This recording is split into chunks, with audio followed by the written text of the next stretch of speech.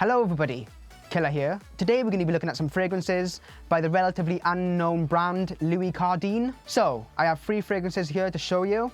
The first one is going to be Rave, and this is by obviously Louis Cardin. The second one is Silver, and these are all EDP concentrations, by the way. And the last one is called Triumph. This is just a little sample decant they sent me with my order. So let's get on to the fragrances. So the first fragrance I'm going to be looking at is Silver. The sprayer's quite really good actually. It's like a mist, but it's a very powerful mist. This is filling this room here, and I can taste it already. It's going in my mouth here. The sweet, metallic-y sort of fizziness, if that makes sense. The word I'm looking for is synthetic. This is very synthetic. And the fragrance I think is trying to clone is 212 VIP by Carolina Herrera, but only in the air, the sillage. When you smell up close, it's sort of synthetic and it's overly sweet, and it's a tiny bit powdery too and metallic. The notes they list on their website is fresh, spicy, musk, patchouli, amber, orchid, white musk and vanilla. But it's a very metallic, sharp,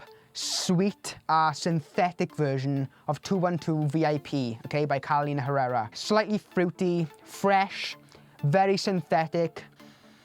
Now this is a weird fragrance, guys, okay? So I think this is a clone of Terre de Hermes because it's exactly like Terre de Hermes in the opening. That sort of dirty orange with a sort of sweetness from a vetiver a bit. Sort of dirty orange peel, fresh. Very nice. It's got a sweetness to this one. The opening is amazing, guys. That orange sort of sweetness, and it's got like an aggressive manliness in the background. So the notes on the website is orange, bergamot, spicy, cardamom, vetiver and cedarwood. It's not too bad now because it takes about 10 minutes, but it just goes boom. It changes like that into this dirty, very dirty smell. When I first sprayed this one on, I thought I'm gonna get a full bottle of this. But then it changes for the worst. This is called Ray, R-A-Y, just Ray. In this fragrance, there's saffron, honey, rose, argarwood, sandalwood, and cashmere wood. I thought it was gonna be absolutely amazing, judging by the notes, and the bottle is absolutely insane. I love this bottle.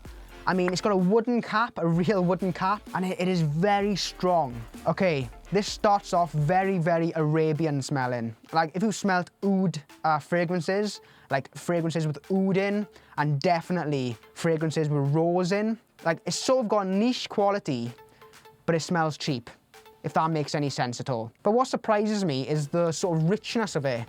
Like, it is very rich for the price, but then again, I honestly, guys, I really don't like this one at all, okay? If you're a fan of rose, and if you're a fan of very thick, feminine fragrances, the key word here is feminine, then you might like this one. I don't really like the note of rose as a dominant sort of note. I don't really like the note of argarwood or oud or whatever you want to call it. I don't really like that in fragrances. Do you know how glue and stuff like solvent gives off a synthetic vibe?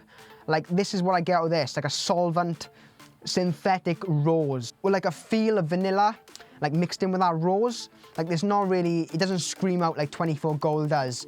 Like it doesn't scream out vanilla when you wear it. It just screams out very, very rosy, florally, feminine fragrance. It's just way too feminine for me, okay? I love Midnight in Paris.